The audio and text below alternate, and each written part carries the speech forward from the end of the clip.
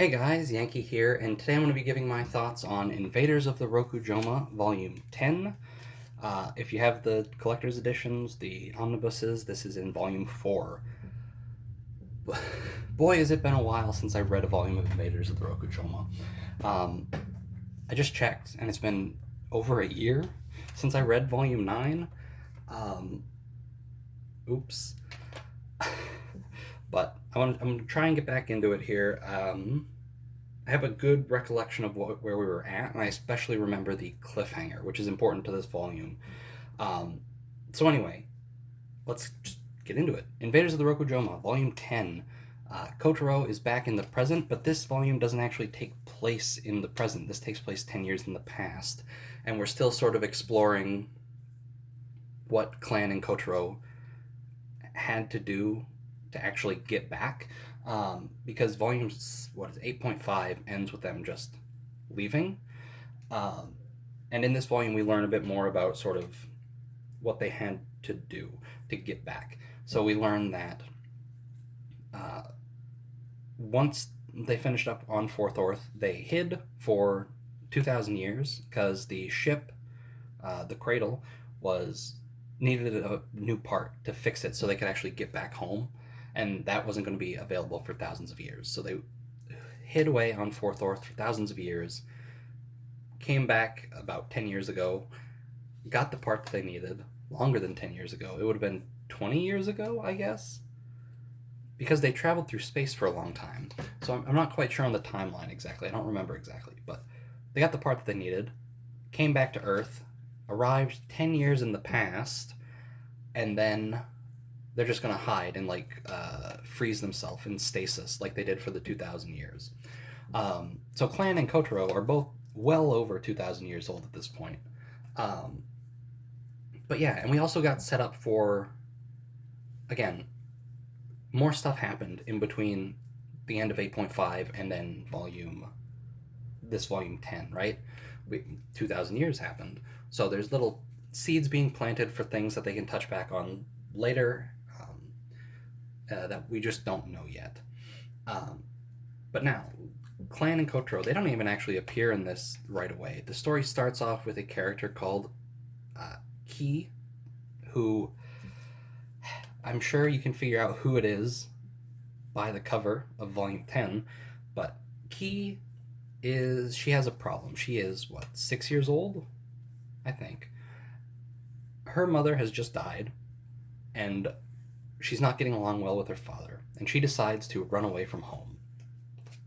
And um, before her mother died, she told her like a little I don't know, a little tale about how when she dies, she's gonna be a star. She turns into a star. So if you ever go to the surface, you can look up at the star and you can see me, and I'll be there. And so a 6-year-old believes that and goes up and is just looking for her mother in the sky, calling out to her, hoping that her mother comes down from the heavens and talks to her, because she's just a star. She's not gone forever. And that's when Clan and Kotaro show up. They fly over this girl who believes her mother has become a star, and she sees a light in the sky getting closer, closer, closer, and then flying over her head, landing further up in this mountain that she's in. And so she goes searching for the star, finds Kotaro and Clan, and that's sort of how they get involved with each other. So again, we are 10 years in the past. So, oh boy, when does the series take place? I think 2010. I don't remember. It takes place around when the series actually started, right? Which I think was 2009, 2010. So I think they're in 2010 now. So this takes place in 2000, and we're learning a bit more about Kotaro in this volume too. We know he doesn't have a mom, and in this volume we learn exactly what happens to her. We learn that she's going to die near here.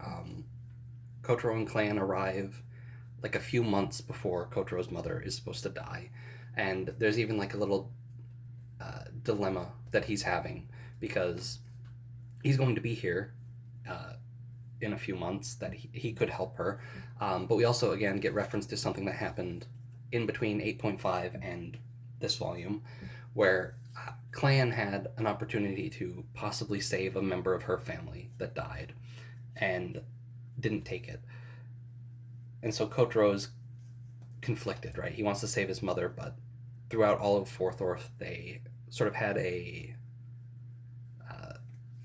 like a code that they were working under where if somebody in front of them needed help, they would help them, but they're not going to go out of their way to possibly change history.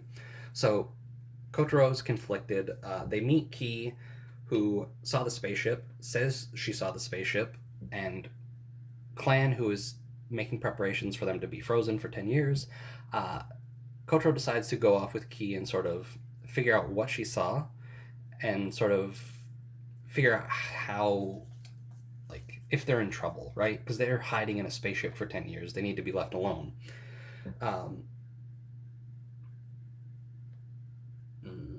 Okay, I'm sorry, I'm looking at my notes.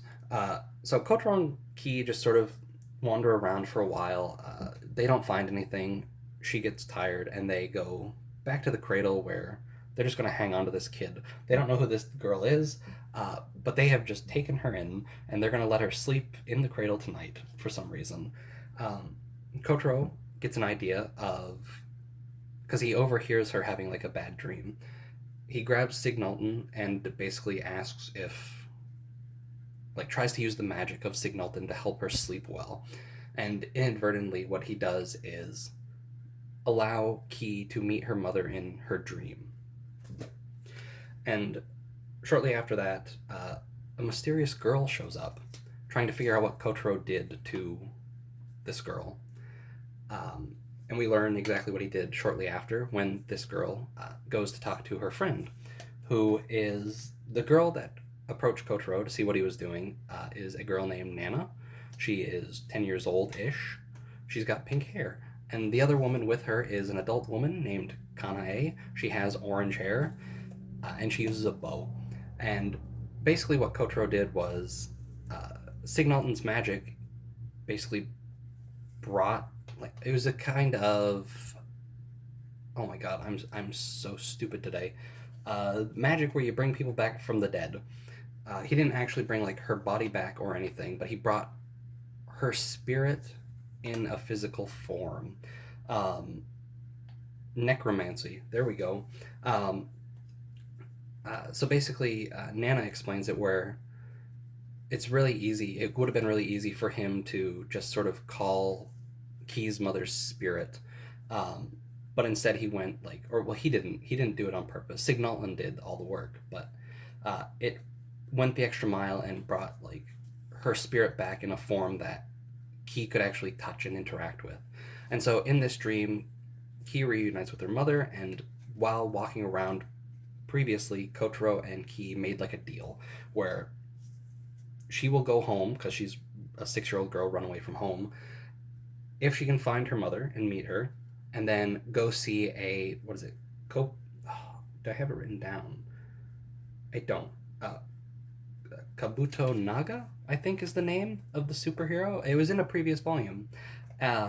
She wants to go see a movie because she's seen the TV show. She wants to go see the film. And so that's the sort of deal they made. She meets her mother, she sees the movie, she'll go home.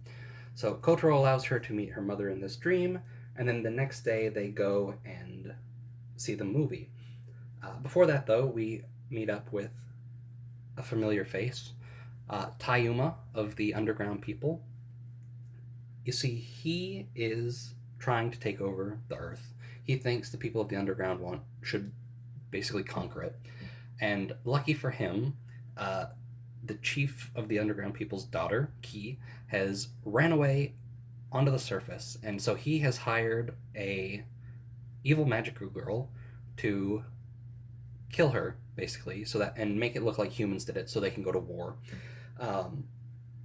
The magical girl is Dark Navy Maya, who is the predecessor to Maki, who is the current Dark Navy, and they are also connected in a different way, where we learn in this that the Underground People had like a certain amount of tribes, and they have like historical documents about this, and there's one that went missing, and it turns out the magical girls that Nana is a part of is that missing tribe.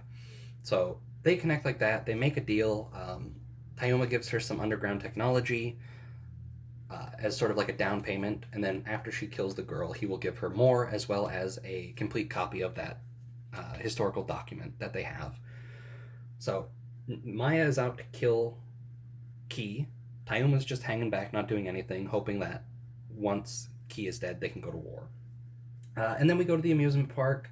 Um, and this is where sort of bits of the story start to be a bit inconsistent with stuff that was planted earlier.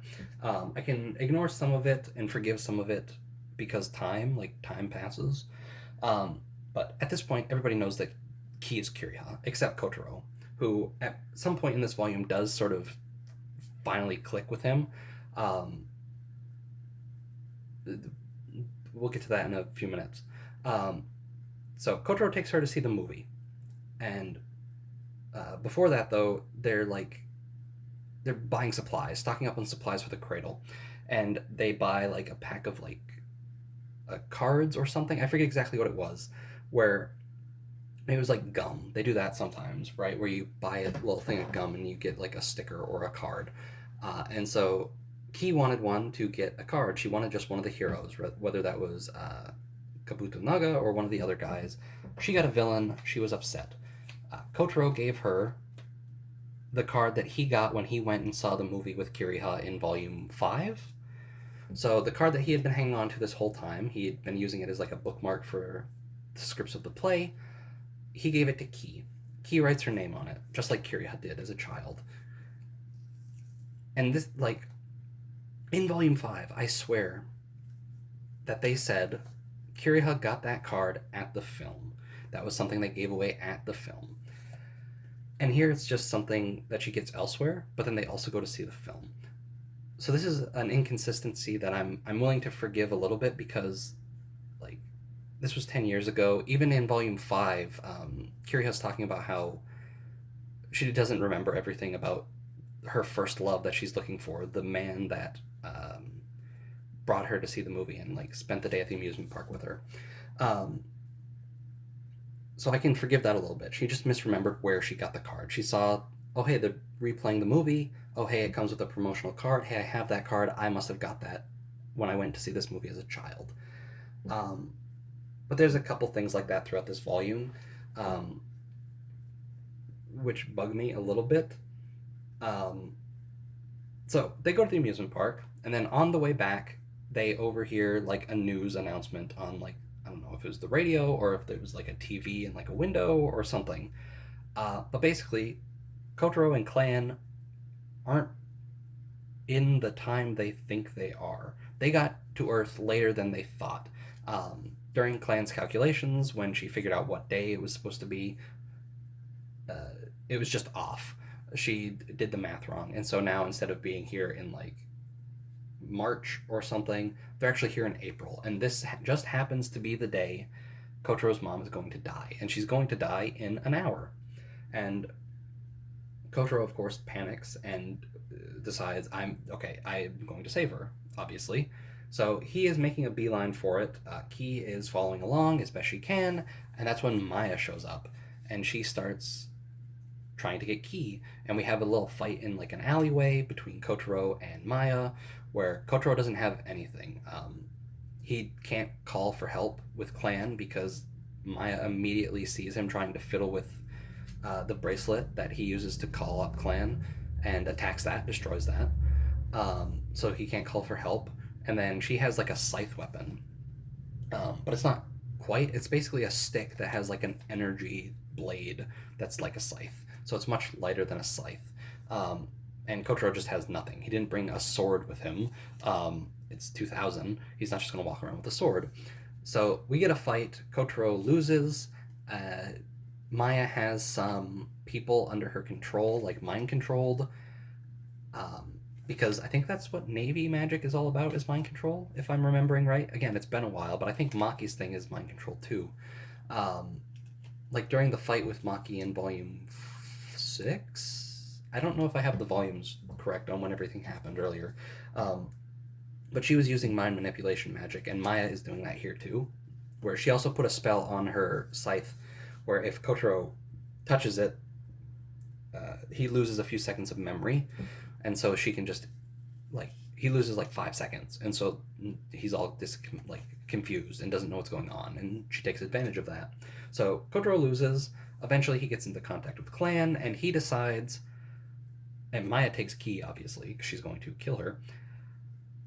Kotaro decides like, okay, just like in Fourth Orth, they didn't say it like this, but I realized this as I was reading. Sort of like their whole thing while in Fourth Orth was, we're going to protect the person in front of us.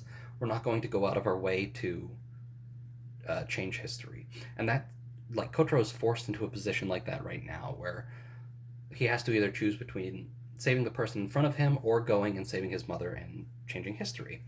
And he ends up deciding to go save Ki. Again, this wasn't something that was stated in the book to be because of that. He didn't decide, like, I'm going to let my mother die because of this creed we've been living by for the last 6 months while we were fighting in Fourth Orth. No. It's just he decides that the girl that just got kidnapped in front of him is his first priority. So he goes to save her. Clan sends him a weapon. He is not able to get Signalton. And they explain that where, again, another thing that doesn't really get brought up in like Volume 9 when he summons Signalton. They send Fourth Orth, people from Fourth Orth send things through their little portals, right? And Signalton gets sent through that a bunch.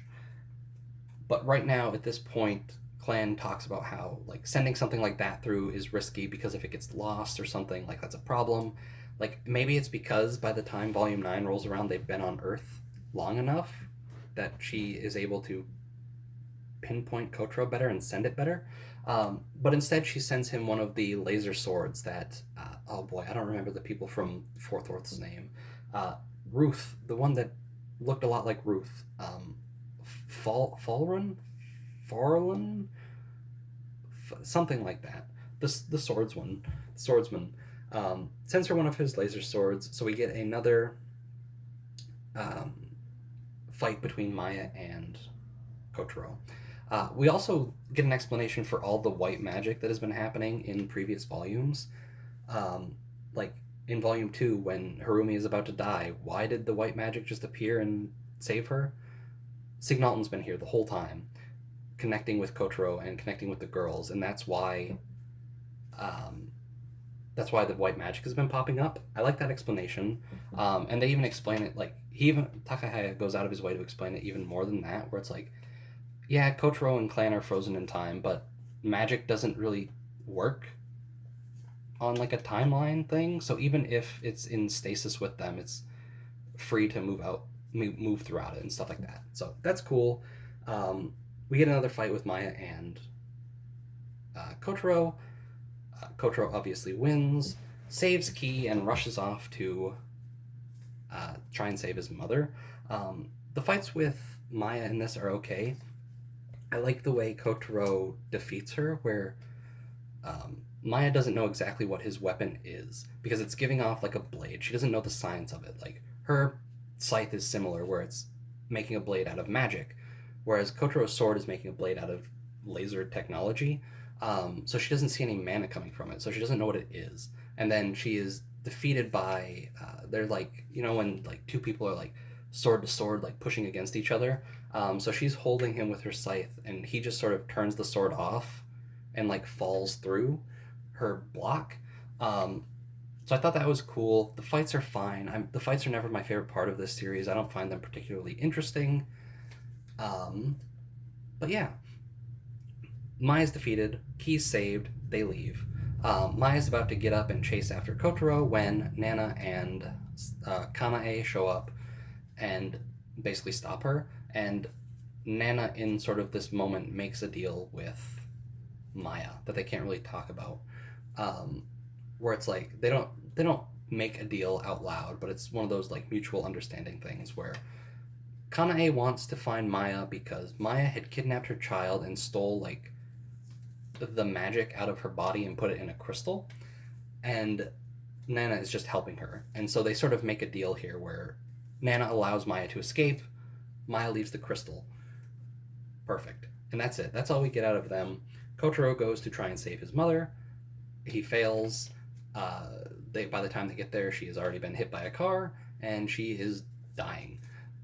And in that moment, sort of, Key makes a pact, like, I'm going to become someone that can support him and do this and that. They eventually part ways. Key goes back to the underground with the people. Kotaro, at this point, hasn't figured out that Key is Kiriha.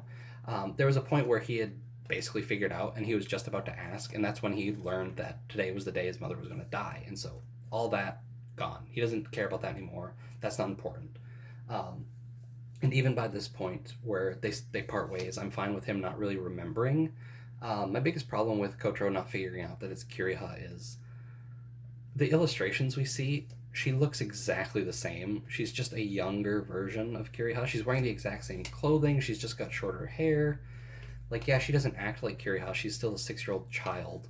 But he should have been able to figure it out, and it shouldn't have taken him this long.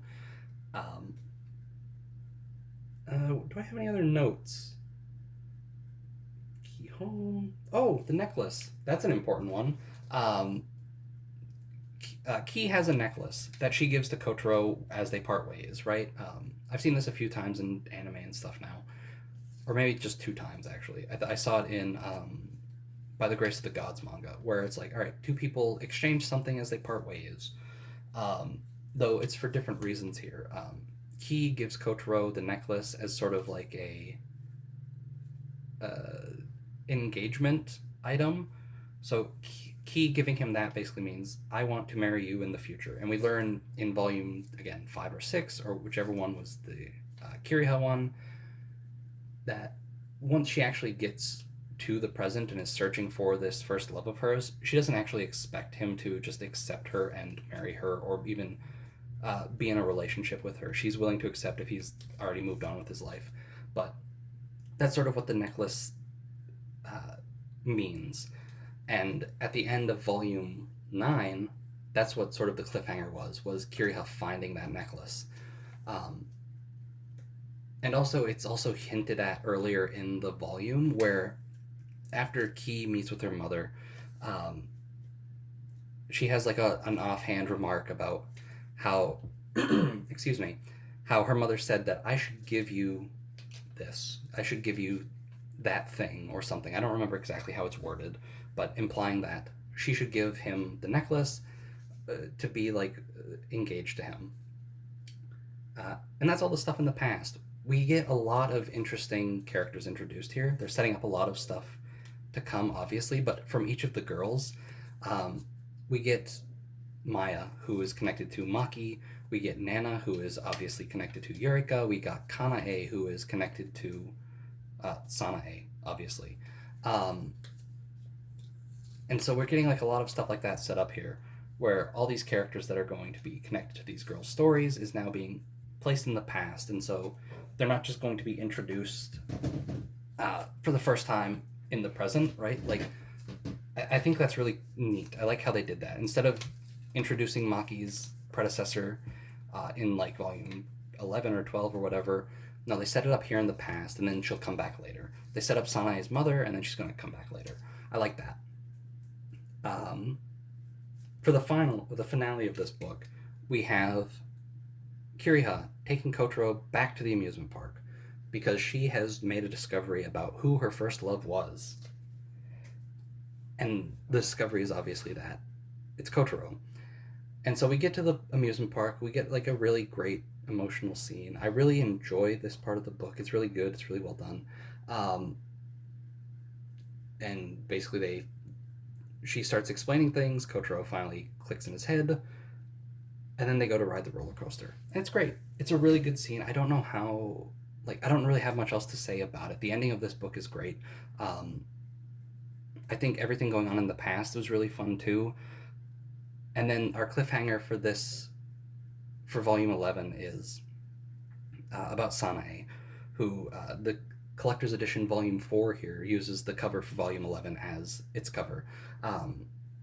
So Sanae isn't actually a ghost, apparently, because the Blues Brothers from volume 3 have been watching her in the hospital this whole time, and they call up Kiriha because the Sanae in the hospital is about to die. And that's our hook for volume 11. I rambled a lot about this volume, and it probably makes no sense at all. I like it a lot. Um, this next batch of volumes, like 9, 10, 11, 12, 13, is probably my favorite part of the series. Um, Stuff later on is very good, and there's moments later on that I like a lot more than any of the moments in these volumes.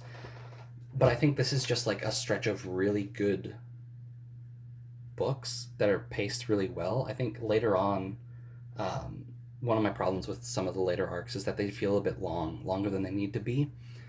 Um, but yeah, volume 10, it's one volume. We get a lot done. We set up a lot of stuff. And then we're starting to wrap up bits of these characters' stories, even though we have so many more volumes to go. Volume 40 is out now, I think. Maybe even 41. I don't remember. Um, but we're already making progress in character stories. Like Kiriha's search for her first love, done. It's Kotaro. It's great. Isn't that convenient that the 26-year-old man that you were searching for ended up being your classmate? Cool. I'm not trying to say that to be dismissive. I think it was well done. It was well hinted at, especially in the anime. I talk about the anime, and even in one of the afterwards of, I don't remember what volume. It would have been later on, obviously, like maybe 12, 13. Takahaya even mentions that because the anime came out so late and adapted so, like, stuff from so early, that they were able to do better foreshadowing for stuff. So like in the anime, there's a moment where like I forget exactly how it goes, but Kiriha is like trying to remember her first love's face, and it looks like Kotaro, but like you can't quite make out the details. I think that's good. I think, like, again, this batch of volumes coming up is really strong. My favorite part of the series. Not to say later on is bad. I just think this is like everything is so well done in these few volumes, aside from little nitpicks here and there, like some story inconsistencies and Kotaro being maybe a little dumber than he should be. But yeah, Volume 10. I talked about it for almost a half hour. Good God. It's really good. I liked it. I liked it a lot. Thanks for watching. I'll see you guys next time.